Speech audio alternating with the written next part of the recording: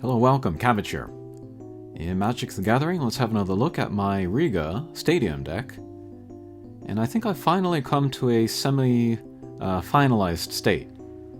And then this is going to be pretty close to the paper version of my deck, which I've been playing a little bit when I can this year, and I feel pretty good about it. I've taken out most of the stacks and then all of the counter spells, because I felt like I wasn't enjoying using them, so I'll show you what I got here. But that doesn't mean I've taken out all of the counter spells in particular. The creatures that I have with the 1 power, I'm leaving them in. And we'll look at a few matches here. Here's Coma, World Eater. And what's going to be funny about these matches is I am not going to pull Stadium once. I'm going to win by other ways. What do we have here? We got some dual lands, Triome, some unblockable guys, some mana dorks, and more card draw. That Toski in particular, that's kind of like a secondary commander, a sub-commander, and so if he's out, I actually don't need Riga out. But Riga costs less than all of the other ways that I have to draw cards, for the most part, so he usually comes out first. Okay, I'll just empty my hand of these free guys, or these cheap guys. The next turn I can play Riga, and then attack, and then draw cards from that. Okay. No lands, sadly, but hopefully with the card draw from Riga, we can get a land. Alright, and might as well attack with both.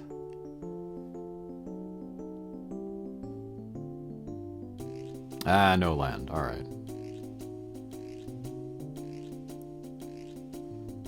And then yeah, if this were a 4-player game, like a standard commander, like a regular commander match, I could split those 2 attackers, attack 2 guys, and then draw 2 cards.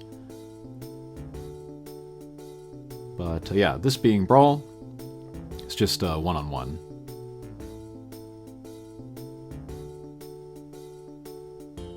And then I like to play the land after attacks because I may draw another or better land from my attack card draw. Oh, I guess we're not going to do that there. Oh, I wanted to put out a Toski out just for more card draw. Alright, we'll attack with those 2 guys. We'll get a card off of Riga, and then we'll get 2 cards off of Toski. And sure enough, drew a better land there. So we can do that next turn. We got Tetsuko Umezawa, who can make my 1 power or 1 toughness guys unblockable. And then Azure Beastbinder to make a creature into a bear, basically. Alright, here's Coma. Let's use Dusk. That's one of my sweepers that I have in this deck.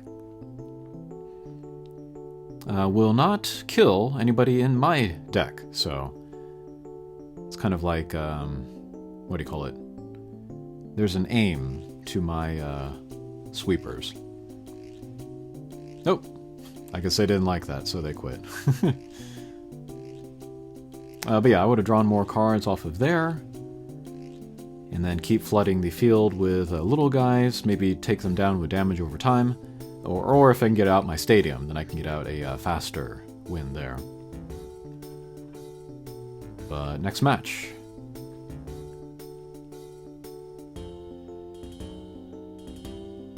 And then Riga, he's kind of a low-powered, underrated commander, so he's not really matched up against the stronger commanders.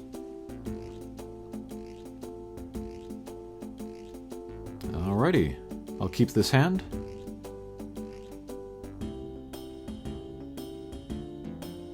I can cast the Mausoleum Warrior or the... Oh yeah, I took a look at Joel Rail there. She's also one of my win conditions. She can buff my party. And so if I have just too many guys to block, you know, I can buff them with her. And then I can do that buff after blockers are assigned. So the people that can't be blocked, or if they can't be blocked if their power is like 2 or less or whatever, they'll still get through, but then get the buff afterwards and do lots of damage, so yeah. Alright, then I'm going to play the Spectrum Sentinel there, just for some life gain every time they play a non-basic land. And then let's use the fetch land, let's grab the white-blue.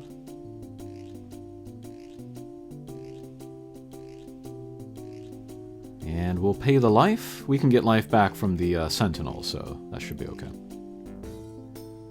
I'm debating who to put out here. Next turn, if I attack with a 1-power creature and then Rigo's out, then I can activate her ability to create cats, so that's a little bit of synergy there. Okay, thankfully no removal on my Jorrail. So let's play the Adakar Wastes. Get that 3rd land in there.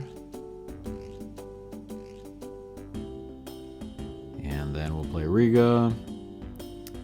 And then to activate both his and Jorrail's ability, I'm going to have to attack with the Sentinel, who is going to die. But I think that's a fair trade. Alright, draw a card off that, create a cat. Sentinel is blocked and killed, alright. I'll do that pretty often, kind of sacrifice a guy in order to draw a card. Alright, Urza's Incubator, so they are a theme deck, mouse, yeah.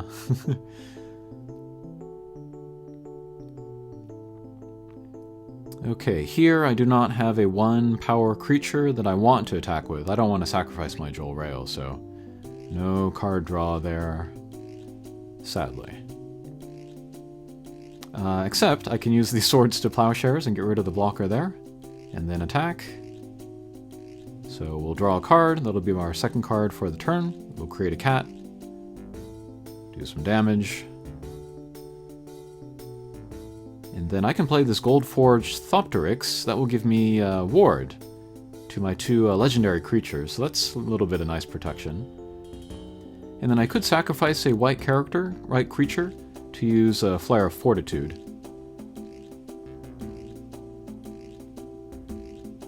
Alright, there's their commander.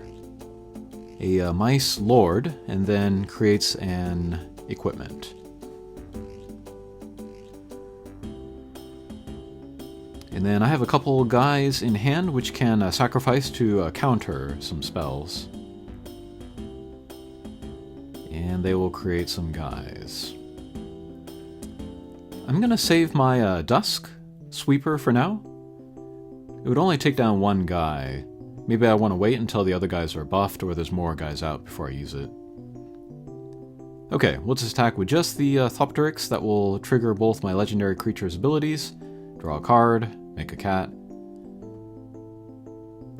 But yeah, Jorrail is good early and late. Earlier in the game, she can make those tokens. Later in the game, she can buff my guys to maybe finish a game. And I'm wondering what to do here.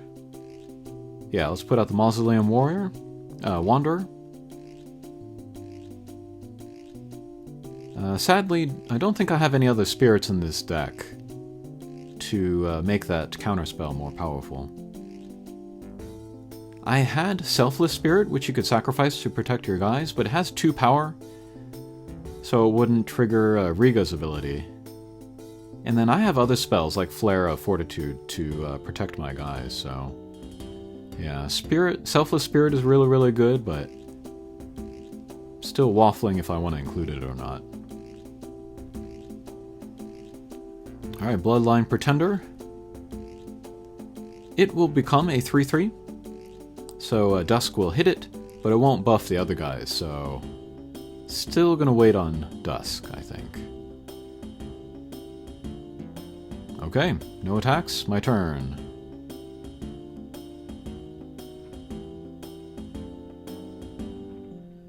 And then I put out the Needlethorn Drake for the Death Touch. I like Death Touch on the 1/1s. It makes them better blockers, or it discourages attacks rather, and also discourages blocks, so I can attack with it pretty freely. Get those triggers. Alright, we'll play the Siren Storm Tamer, another counter on a body. And I think I'm going to save the mana so that I can hardcast Flare of Fortitude. Don't really want to sacrifice the Thopteryx or my commander.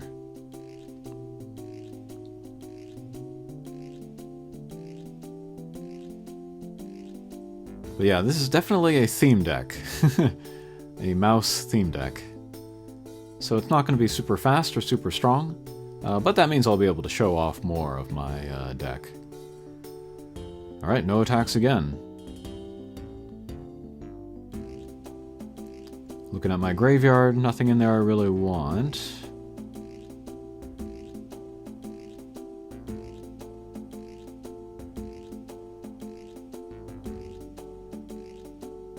Okay, so now I have enough mana to activate Joel Rail's ability to buff my guys. And so with 4 cards in hand, all of my creatures would become 4/4s.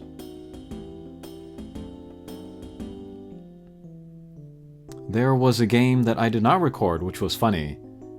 For some reason, I put a land from my hand into play, and so my hand went from 4 to 3. And so when I used Joel Rail's ability, everybody became a 3/3. And then when I attacked, the opponent was left with 1 HP, so they were still alive, and then they killed me the next turn. If I had not played that land, and I did have enough to do the ability without it, then I would have won. So, lesson learned there, hopefully. Okay, so I got 4 flying guys, and then I got 4 guys on the ground. They don't have any flyers to block, so they'll block with some ground guys. We'll activate the ability, make everybody a 5/5. And that'll be enough for the flyers to take down the opponent. Okay, so that's another way that my deck can win besides Stadium, Strixhaven Stadium. And then in my paper deck, I have 2 other ways to kind of do something similar to this. One is the Mirror Entity. I can spend some mana to buff my guys. That's for X amount. So whatever I pay in mana, they'll all get bigger. And then the other way is Beastmaster Ascension. If I attack with 7 creatures with the thing out, then everybody gets +5/+5, I think it is. So sometimes I'm able to do that just in one turn. I play the enchantment and then attack with 7 guys, instantly get the buff. Or I can work up to the buff by attacking with 3 creatures one turn, 4 creatures the next turn. So yeah, I really have 3 versions of that in my paper deck.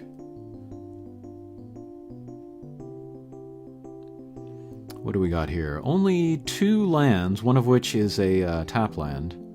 But I do have Arcane Signet, and then my curve of my deck is just very low, so I can get by with 2 or 3 mana. And then Rigo, he can draw me so many cards in the early game that I can kind of make up for it fairly consistently. Okay, let's grab white-blue again, just based on what I have in hand. And we'll put out the Mausoleum Wanderer. They're playing Bristly Bill, which I get set up against fairly often. He can get out of hand for sure. Rubble Belt Maverick, I am not familiar with. Okay, there's a land, that's nice. We'll put that out, put out the Arcane Signet, and then 1 mana I could save it for Path to Exile. Or I could put out the Insidious Fungus. What do I choose? Save it for Path to Exile. Yeah, Bristly Bill, he costs 2. So there's a very good chance he's going to come out. And so if I can get rid of him, now the opponent will get back less life for doing that. Only 2 rather than whatever else later.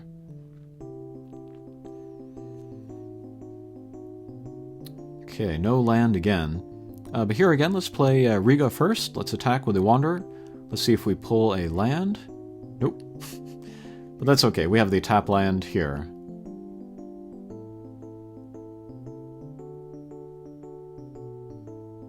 But yeah, my priority with this deck, you know, the first 2 turns is to get out at least 1/1/1. And so on turn 3, I can play Riga. Turn 3 or 2, I can play Riga and then attack and immediately draw a card from that. And then there we have an Enduring Curiosity in my hand. That's another draw engine. If that's out, I don't need Riga out, generally. Okay, let's put that out. It does have flash, but I'll just put it out. Attack with a Wanderer, draw a card, land, that's perfect.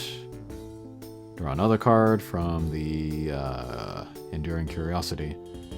Play the land, and nothing to cast with the land.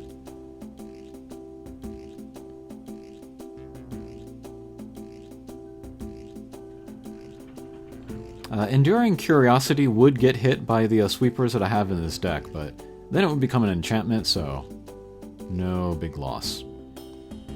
Bramble Armor Brawler, that is a alchemy only card. It's pretty strong, but hopefully we can get around it. Alright, nobody with reach. I can attack with the Wanderer. Activate the ability there.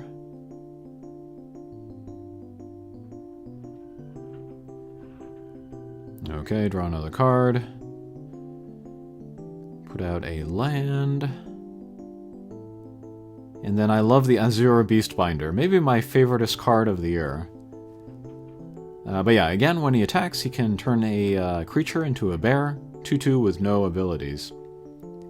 Or he can turn off artifacts, or...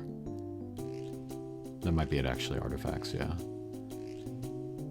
And we'll put out the, what do you call it? The Invisible Stalker. Alright, Primeval Bounty, that's pretty strong. I may want to use my Insidious Fungus to destroy that. Okay, but no attacks, that's awesome. He's probably worried about hitting my Enduring Curiosity because it'll become an enchantment and become more difficult to remove. Okay, so let's attack with my unblockable guys. With the Azure Beastbinder, let's turn off the Bramble Armor Breaker. Make it a 2/2, no abilities. So it can't put the +1/+1 counters on other guys now, that's good.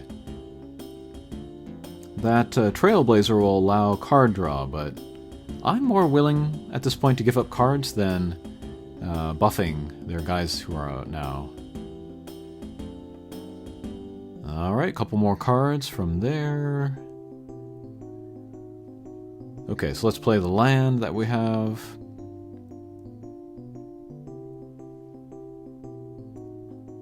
Okay, there's the fungus. Maybe we'll get rid of the their enchantment later. Futurist Operative, great blocker, great attacker for not being able to be blocked. Sadly, in paper though, he has like a 3 power and then like higher cost. So he doesn't work with this deck, so I took him out. But yeah, just kind of empty my hand there, leave some mana up for Dawn's Truce, which I really like. Alright, whenever you cast a creature spell, create a 3/3. Yeah, definitely want to destroy that enchantment. But I'll wait to the end of this turn, see if I want to use Dawn's Truce. Oh, I guess we're not going to wait. Okay, we'll get rid of it before... Oh, maybe it was after the trigger. Oh, no, it was before. Okay, good. Okay, that enchantment, which allows more card draw, I'm willing to let that slide. And then I pulled Consuming Tide, which I really love. My cards are generally less valuable than the cards that the opponent is using, so for me to have mine come back to my hand is not as big of a deal as it is for the opponent typically. Especially if they're playing a lot of big, expensive cards. Okay, they're going to block my Enduring Curiosity. That would kill it.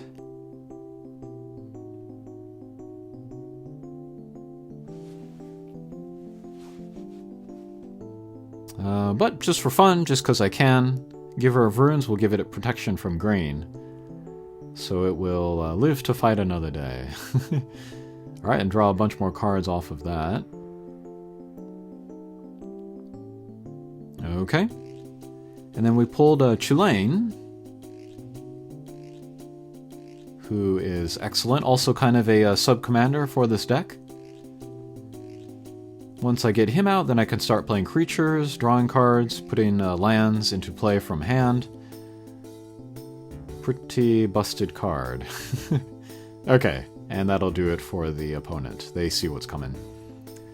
Yeah, I kind of consider putting Chulain as the main commander for this deck, but I think we see how useful Riga is in the early game, and he can kind of on-ramp me onto other card draw systems, and then also Chulain in the later game.